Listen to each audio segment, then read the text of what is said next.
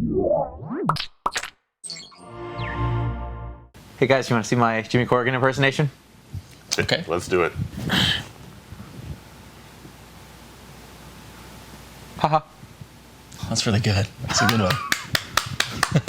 This episode of iFanboy is brought to you by Netflix. Go to www.netflix.com/iFanboy for a free trial membership. And Gamefly. Check out www.gamefly.com/iFanboy for a free trial account.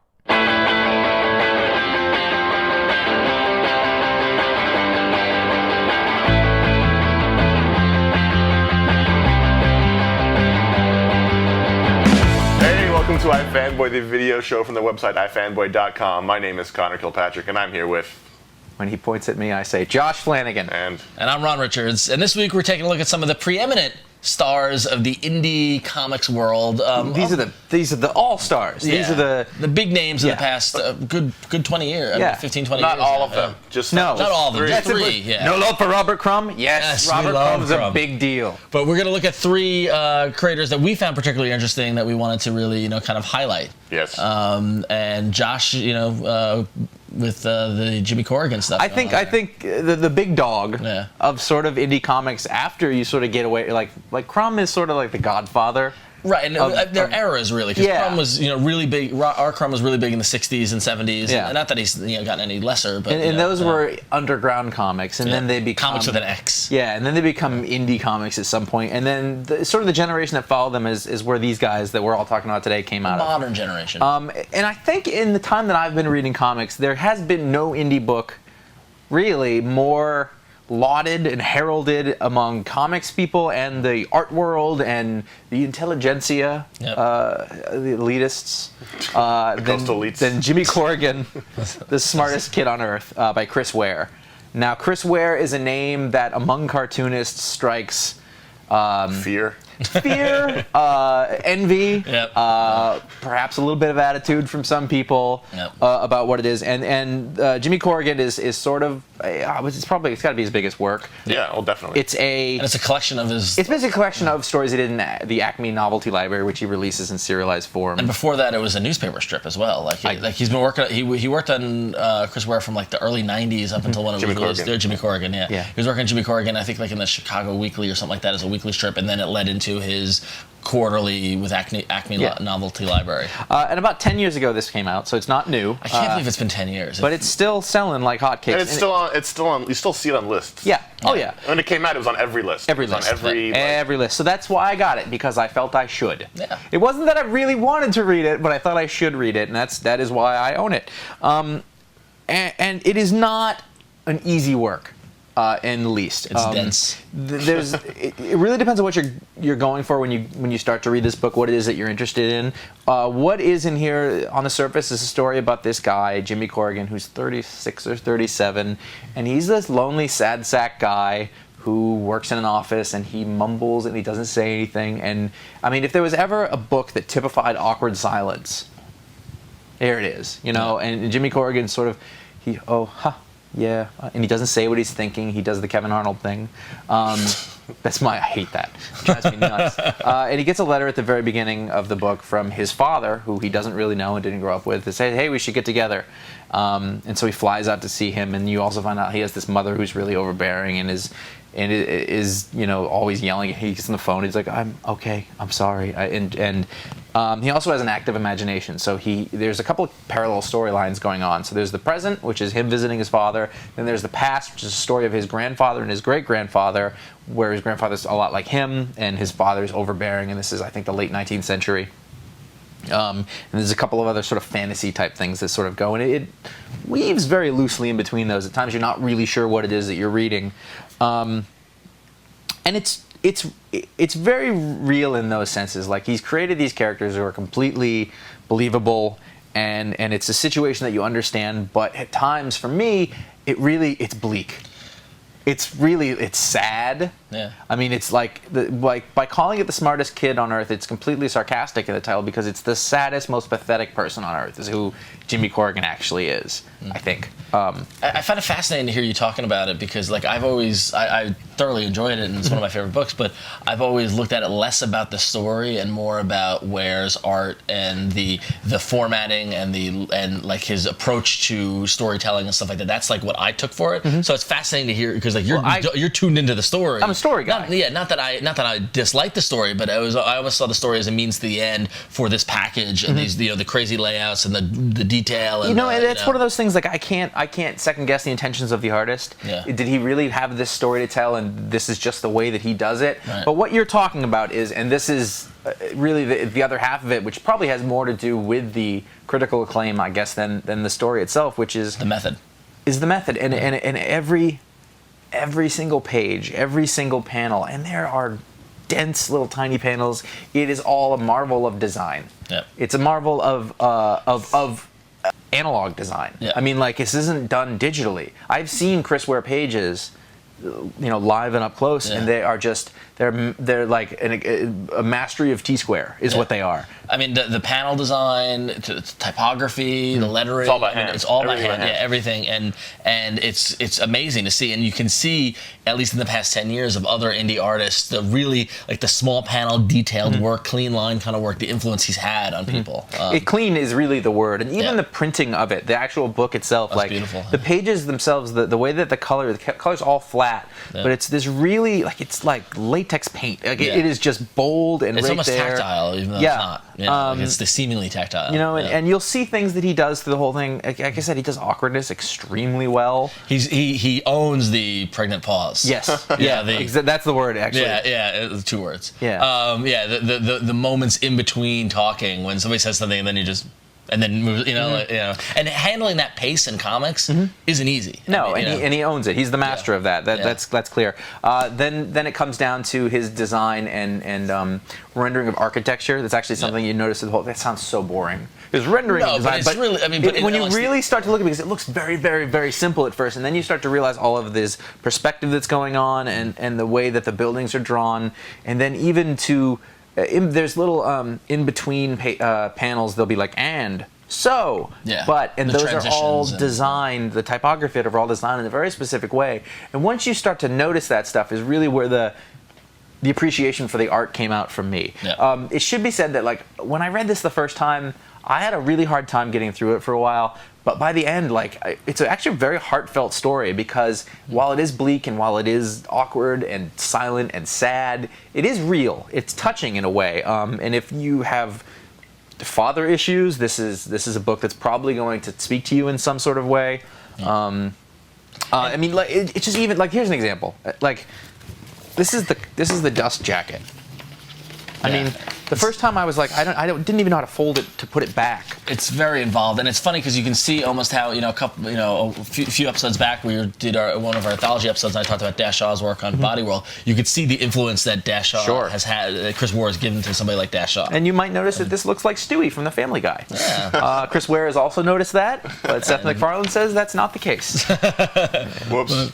And we were talking before we did the show. We were talking about where kind of Chris Ware fits in the industry and in the world, and like how he's one of the few creators that have really broken through on the art world side. Like a lot of museums and stuff like that have. That's where I saw his art. It was in a museum. Yeah. And not only that, but you don't get a lot of talk about his art in the normal comic circles. It's usually the outside mainstream. Outside mainstream. I know the thing is I know a lot of indie artists and people like they hold him up in high regard as a couple reasons. One, as a commercial success, he's broken ground that nobody else has in the modern term. He's on if you watch This American Life, the TV series or anything like that, he's got a lot of work on there. He did animation for them. Yeah. He's the kind of guy his work is in the New Yorker and like that level of He's sort of outside the bubble of comics. Yeah. He makes comics, but he sort of exists in a different world. But these are comics. I want that to be absolutely clear. What's in here is graphic storytelling. It's in his own style. And it's not for everybody, but it's absolutely there's a ton of things to appreciate about it. So this is for me if you really want to get your education on modern indie comics, in the last 10, 20 years, this is an essential text. We'll call it absolutely. that. So we're going to take a break, come back, we're going to talk about a couple more creators.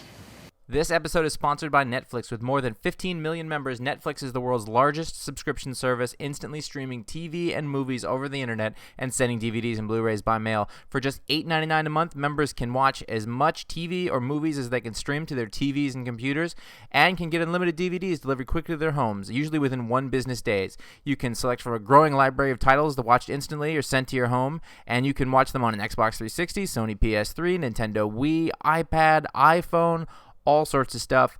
As a new member and iFanboy viewer, you can get a free trial membership by going to www.netflix.com/iFanboy and signing up now. When we started talking about doing the show, I didn't really know who I was going to do because a lot of the big names people actually haven't read, read a lot of. Right. We're aware of them, but sometimes, like we could have done Picard. I've read a lot of Picard, but he's not really the new generation. Right. Yeah, he's more with our So a lot of the new guys I haven't read. So for the show, Peter Bagge is a big name in indie world now, and the only Peter Bagge up until now I had read was in the Strange Tales books. Oh, interesting. Yeah, the Hulk story he did. The Hulk stories. Yeah. I mean, I know the art.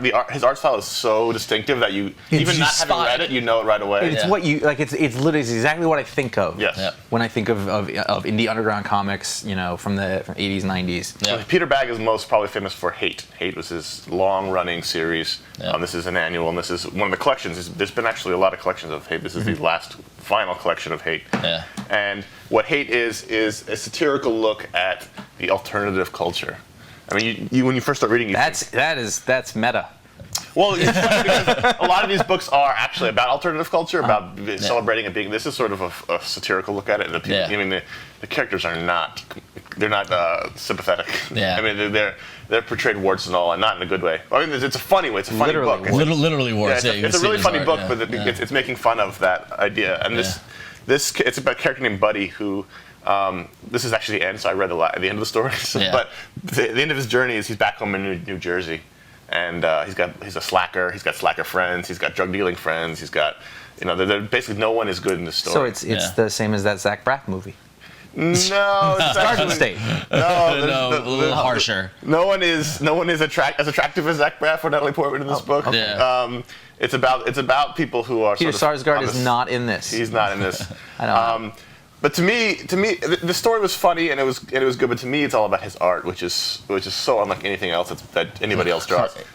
Everyone's got these big mouths, and everyone's arms are sort of in this circular, drawn the circular way, and everyone's torso's kind of. It's not at all realistic. Well, no, it's totally. I mean, it's funny because I think of Hate. It's born out of the 1980s kind of punk underground culture. And I think of him in the same. When I think about like Love and Rockets and Hate and things like that, and more way on the cartoony side of the spectrum. It's cartooning. Yeah. It's one of those things where it feels to me in the stuff that I've read, which isn't a whole lot, but the characters aren't sympathetic, as you said. There's not like a good guy. There's not somebody you like, and so everybody's drawn kind of ugly. Yeah, well, Buddy is kind of sympathetic. He realizes that these people around him are awful, and he wants to get away from it. But he's also a slacker. Doesn't really do enough to change his life. But you're right. I mean, they're drawn. The art style could be deliberate in that these people are not. Superheroes are drawn the way we are because they're supposed to be. It's a fantasy, whereas this is reality. This is like a super examination of the ugliness of people, culture. You got humans. Mullets. You got guys with mustaches and mullets. I feel like the work is really honest. Oh yeah. Like it's honest in terms of with a tongue-in-cheek kind of cartoony kind of way. Like in a way though, like it's interesting because. I've been through these phases. The punk phase. You're like everything's stupid. And I kind of got over it, and like it's funny that just a guy who does comics with that attitude for 30 years. Yes. Yeah. And it's like at a certain point you want to be like, let it go. Like, but that's the thing. It's because it's not that. Okay. He's not celebrating this. Yeah. He's making fun of it. Right. Yeah. Which you can do for 30 years. I think of like Evan Dorkin and sort of the same. Like, are you still that mad about everything? Right. Well, you let it go? He's pretty angry. Exactly. like to me. I don't want to be like I grew out of it, but I kind of grew out of it. Yeah. Like I'm not that mad, But growing out of it then allows you to make fun of it. That's the whole point. It's not a celebration of this. It's these people are awful. Yeah. Okay. And life like this is not good. But for me, this is all about it's cartooning. It's more like it's not what you expect from a regular comic book in terms of realism or layouts or it's grid work. It's cartoons. It's almost like the stuff you expect to see in a newspaper. It's almost strips. Yeah. But beautifully done. And the thing is, even when art style is like this kind of art style takes chops and it takes ability. Yeah. Just because the arms are all spindly doesn't mean it's easy. Yeah. You know, it takes ability. It's his style. If it doesn't look like Mike Deodato, I don't want it. That's what I'm saying. So. But I really enjoyed this. It's funny if you're all into the alternative scene. Perhaps if you're from New Jersey and you like people poking in New Jersey, probably connect with it. Apparently, before this, lived in Seattle, so there's probably a lot of. If you're Chris Christie, though, I wouldn't read it. Governor of New Jersey. Thank you, everyone. I'll be here all week. He just cut our funding. Yeah. Oh damn. Do we have grant on the arts. We're not even in Jersey. We have a New Jersey grant. It was a boatload of paperwork. Until they're talking about hate. Canceled. But check it out if you're somebody. He just had a book come out from Vertigo. Other Lives. Yep. So he's doing a lot of work now. That's new. If you read the stuff in Strange Tales, and if you like that style, it's not a style for everybody. It's not a style for the mainstream It's a challenge. Yeah. I mean, it definitely challenges you in terms of like the repetition of the characters in those mouths. It's always gets me. Everyone's like like. But as Josh said, it's when you think of '80s art. This is also what I think of. When I think of indie comics, still I think of the Peter Bagge style. I think of Crumb style. I think of the American Splendor style art that went through all, which was Crumb, a lot of it. But this is still comics the style. I still think of Comics with an X as indie comics. And this is the style I think of. So this is what I like. These styles are not. They're very different, but it's like whatever comics can be. And we've got one more for you when we come back. Gamefly is the largest online video game rental service and offers you a choice of over 7,000 new and classic titles across all consoles and handhelds. With plans starting at $15.95 a month, Gamefly members can rent 1 to 4 games at a time and keep them for as long as they like. There are no late fees, no due dates, and shipping is always free. When you're done with the game, just send it back to Gamefly and they'll send the next one on your list. If you really like it and you want to keep it, just click Keep It on your Gamefly website and the game is yours at a discounted price. Gamefly will even mail you the case and manuals free of charge. To get a free 15-day trial, go to www.gamefly.com/iFanboy. So in the 90s, in like the mid-90s, once I started college, I was trying to get more into indie comics and things like that, and I used to go to the comic book store and I just pick stuff up that looked different. And you know how that's how you just had to discover stuff. That's how we used to discover stuff. That's how I found Mike Deodato.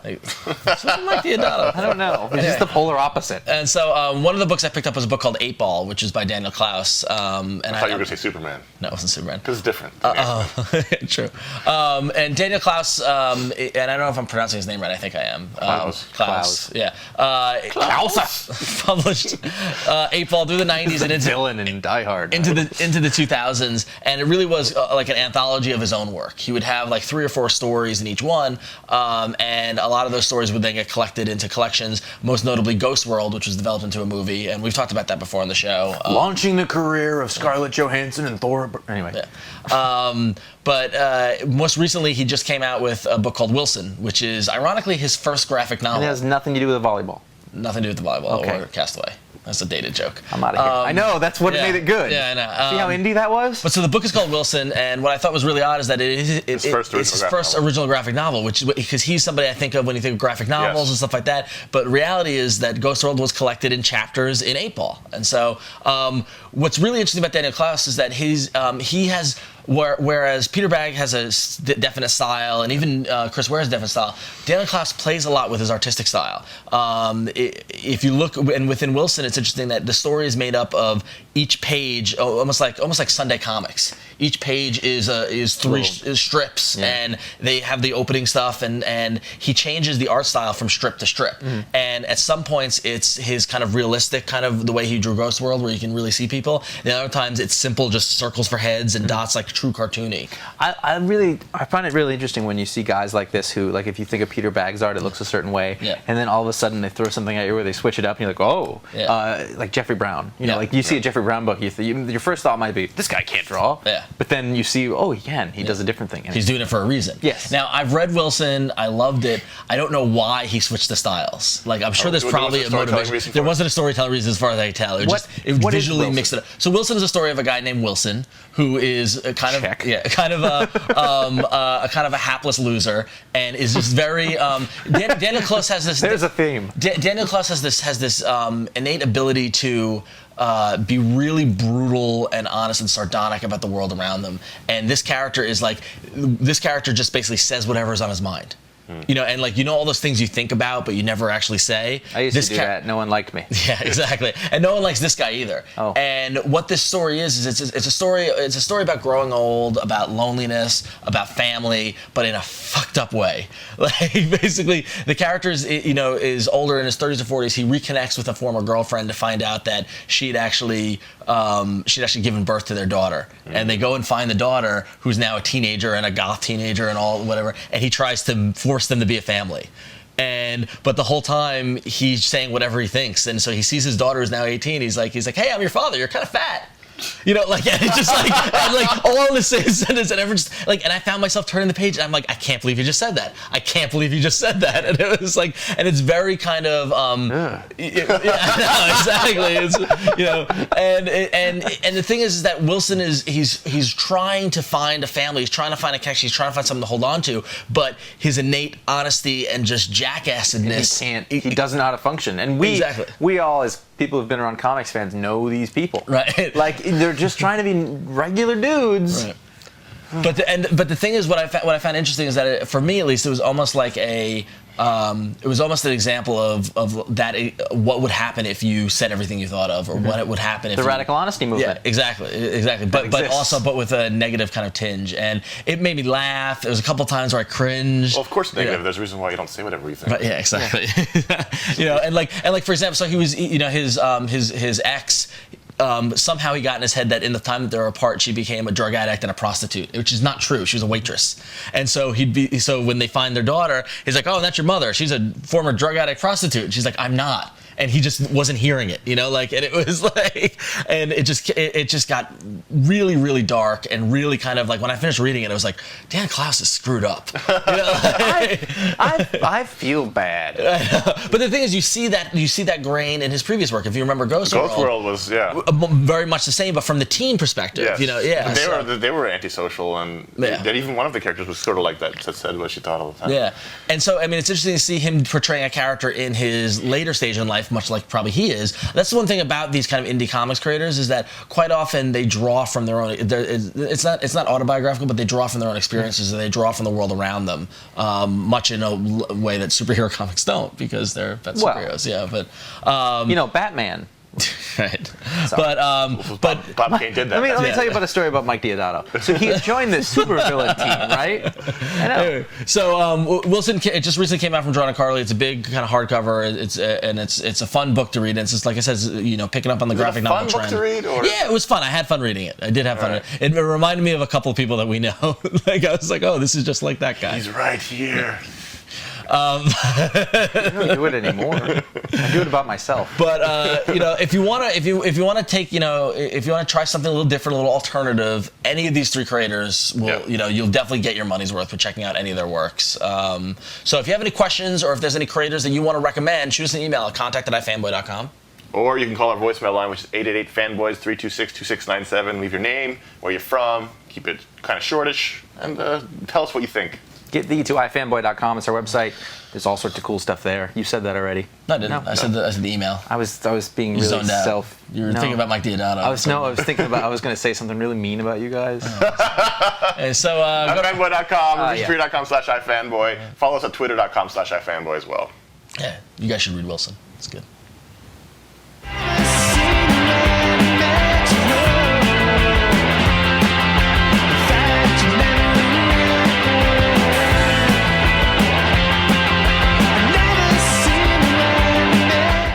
This week we're going to take a look at some of the perennial stars of the indie comics world. This word not preliminary, perennial. That's what I was No, that's actually not a word either. What did I say? Perennial. Perennial. Perennial, yeah, that's what I said. You said preennial, which is no, it's different. Perennial. Want to start over?